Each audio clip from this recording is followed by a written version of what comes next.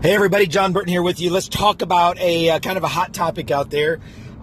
Should you leave a dead church? Should you leave? Should you just take your family, hit the road if a church, by your definition, is dead? That's the question.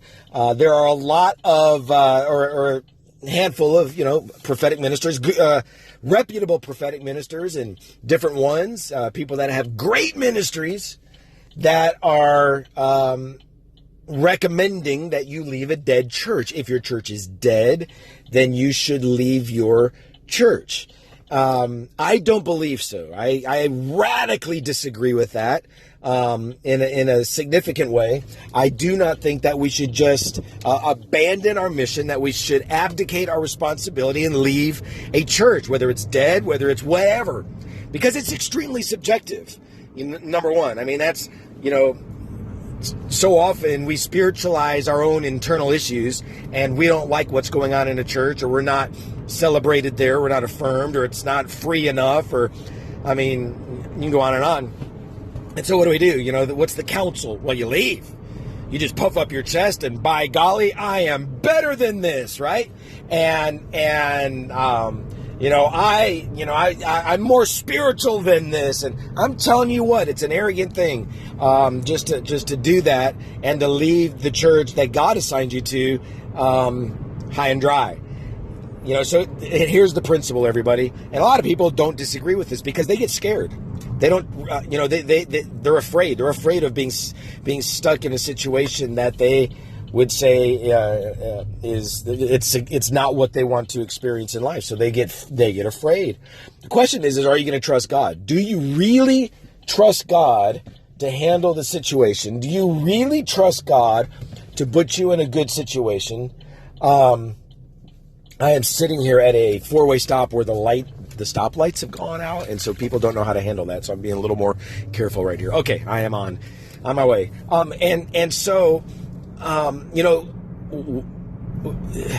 the principle, there's a number of principles at play here.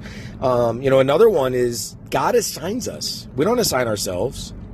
We assign us, or God assigns us, and we're called to lock in. And very often God will assign us to a dead church. He'll assign us to a place where we're not celebrated. He'll assign us for the sake of our own testing. He does that. He's historically done that.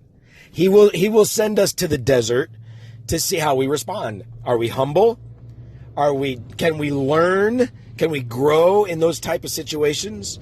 Those that are not, as we might say, as spiritual as us, can we learn from those people some things?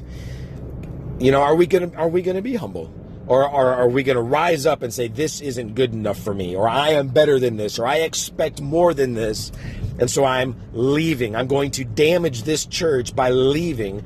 I'm going to leave. I'm going to take my money with me. I'm going to take my family with me. I'm going to wound the pastor, through that. I'm going to hurl accusations, whether they're voiced or not voiced, and I'm going to leave. I'm just going to go. I'm going to show that guy, he should have been more in tune with God. Thank goodness I'm more in tune with God. I should be pastoring this church. It's silliness. It's arrogant. And so there's another principle is we're called to serve. We're called to minister. We're called to love. And God assigns us to these ministries. And so the pastor absolutely must play a part whenever we are moving on from one church to another. That pastor is our authority. And so we need to honor him in that. He needs to bless us as we go.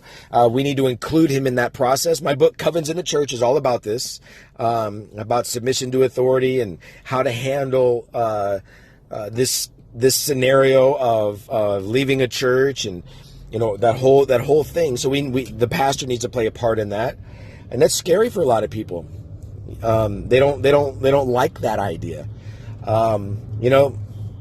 Another principle is this. Think about this, and I write about this. Consider Egypt, consider the Hebrews, consider Pharaoh, consider Moses. All right. Have you ever wondered why God didn't just take the Hebrews out of Egypt, because Pharaoh was an evil authority. And I'm telling you right now, your pastor is not as evil as Pharaoh. I can tell you that right now. But God wanted the Hebrews to stay under the leadership of Pharaoh for a time. Why didn't God just pull them out of there? Why did God have to go through the whole process of raising up Moses and all these years and the burning bush and all the plagues? Well, to keep this nice and short, I'll explain it this way. It would have been inappropriate for the Hebrews to leave Egypt prematurely. It would have been wrong. It would have been wrong. It would have been rebellion. Okay? God had to raise up Moses. God had to put pressure on Pharaoh. He had to bring the plagues. Why? Because Pharaoh was the rightful authority of the Hebrews. God establishes all authority. Okay? So he was the rightful authority. So only Pharaoh could be the one. He was the only one that could make the decree that, yes, you may go. That's why the plagues had to be there. Moses had no authority to lead the people out. None at all. Until Pharaoh did say, yes, you may go.